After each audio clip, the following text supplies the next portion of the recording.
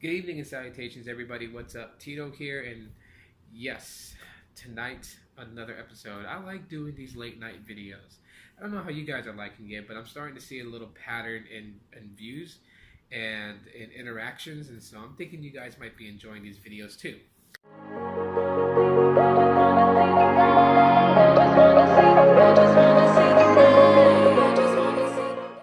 And so for tonight's video, we're going to focus on the LG X Power and 7.0 Nougat and what the heck happened to it.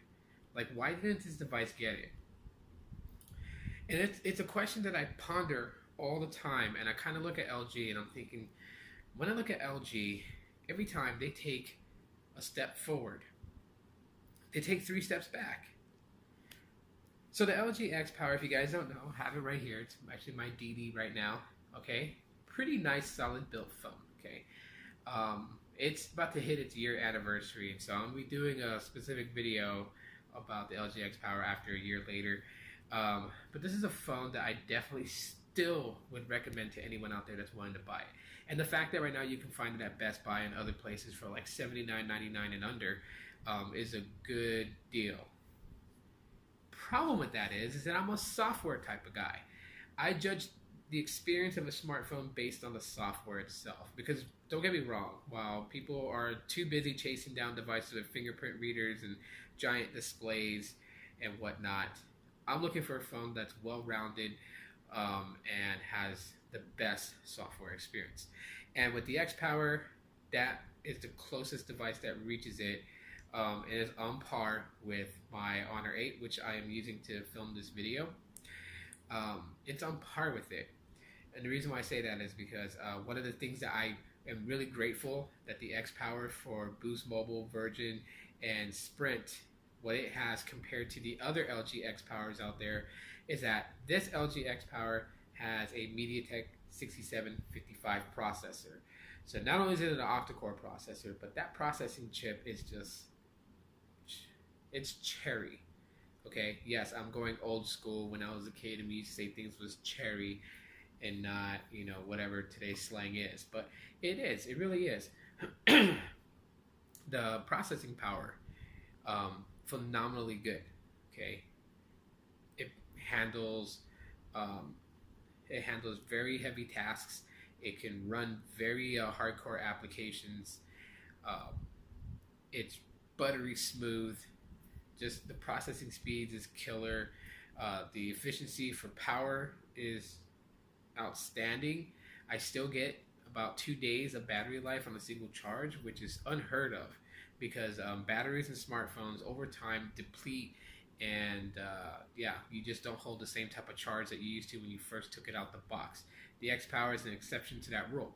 And yes, there is the LG X Power 2. Certain carriers are already carrying that phone. Yes, it has 400 milliamps more than the original X Power.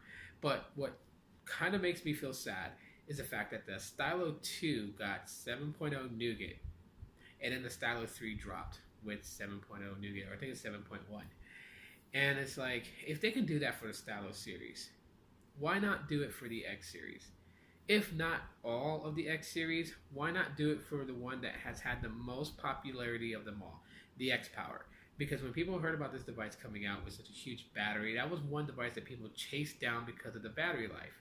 Sure, on Boost Mobile, it is part of the Volt series. It actually was known as the Volt 3 for a while before they decided to just change the name back to the X Power because the Volt 3 wasn't catching on to people. And if you guys remember the original LG Volt, that phone was killer.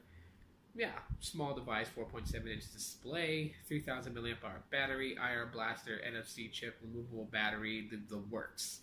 I still have that phone in my drawer, and I still like to pull it out, and I still like to just mess around with it because it is one phone that I think is still a kick-butt phone for its time.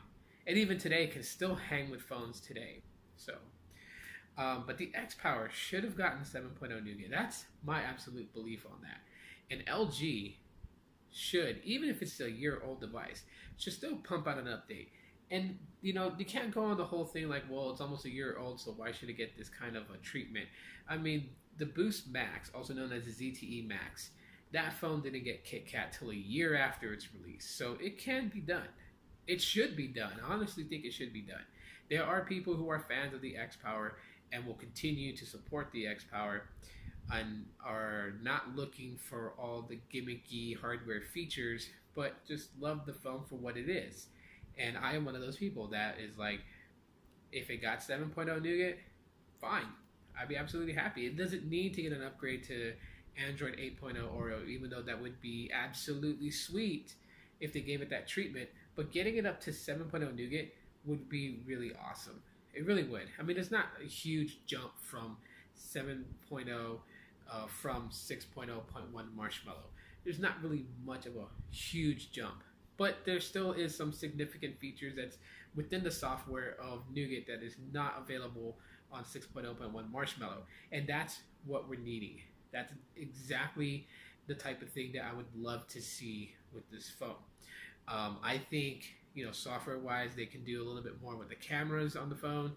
Maybe fix a couple of issues with it, because I do know that the phone itself, one of the things that I would say I have a bone to pick with the cameras on this phone is that low light shots is absolutely horrendous and horrible. But with good amount of lighting, you get some pretty good shots with the cameras itself. I just think that this phone is underrated. It's an underrated phone. I think it's the curse of the original LG Volt, because the LG Volt was an underrated phone. Yes, they had some issues as far as RAM on the LG Volt that a lot of people were upset with, but once we were able to get root and custom recovery on that phone and flash CyanogenMod, the RAM issues went away.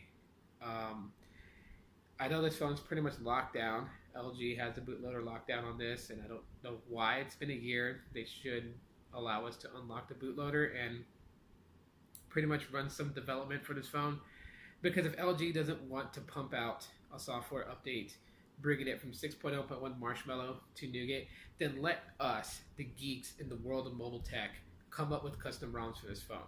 I honestly feel like right now, if we had the bootloader unlocked and if we had root and we had torque recovery, I would love to see Pac-Man ROM on this. I know that's an ancient ROM. A lot of people are more with Resurrection Remix and all these other ones, but I really liked Pac-Man ROM. I really loved that ROM. And if not that, I loved Paranoid Android. That was probably one of my favorite ROMs to use, which brings me to the second half of this segment, custom ROMs development. What's happening today? So we can basically state that the only phones that are getting treatments from some of the world's most smartest intellectual developers out there are flagship devices. So S7s, S8s, you can guarantee these phones are going to get ROMs. They're just more focal. That's because people are seeking to buy those. I mean, today we buy phones that are equivalent to the price of a monthly payment for a brand new vehicle. There's people that will go and spend $1,000 on the upcoming iPhone that's coming out. There's people that's already looking to spend $900 to almost $1,000 in the Galaxy Note 8.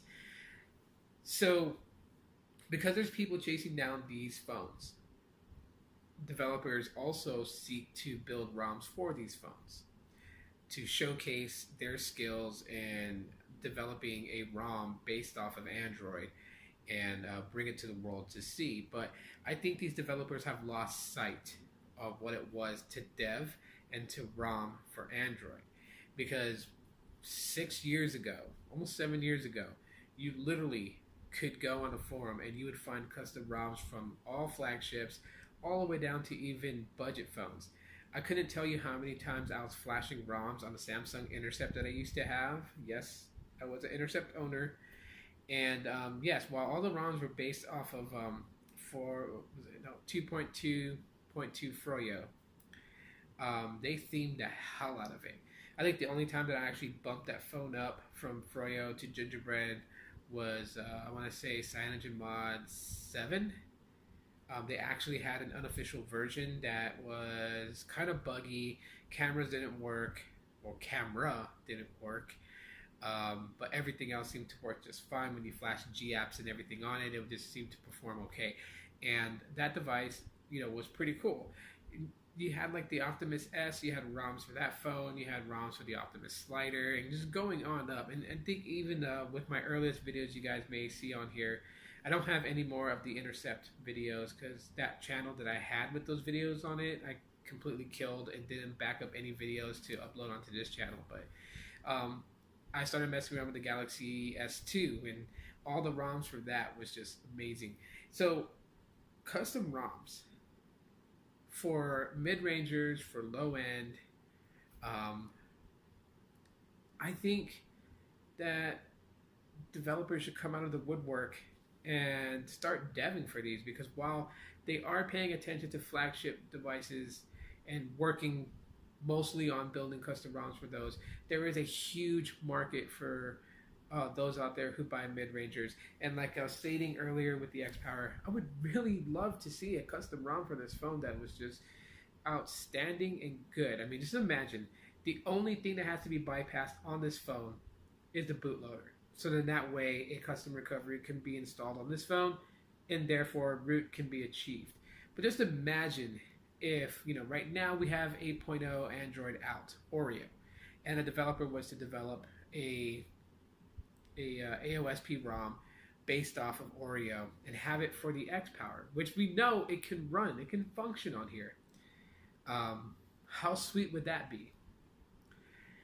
So anyways, guys, that's my thoughts and opinions for tonight's video. If you guys enjoyed tonight's late night show, you guys can show your support by smashing the like button.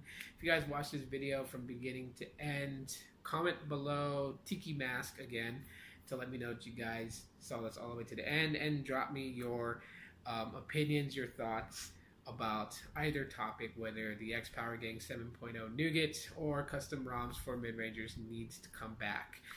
I really would love to read you guys' comments at work tomorrow when I'm on my breaks, and that's like a win-win for both of us.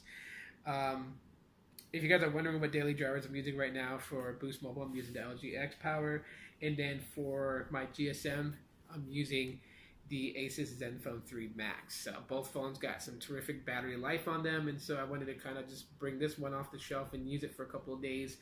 And yeah, it's been cool using this phone. The X-Power, obviously, buttery fast and kick-ass. So anyways, guys, that's it for right now. I'm going to go to bed. You should too. And until the next time, everybody, thank you for watching. Aloha and good night. So I'm Tito, and I'm out.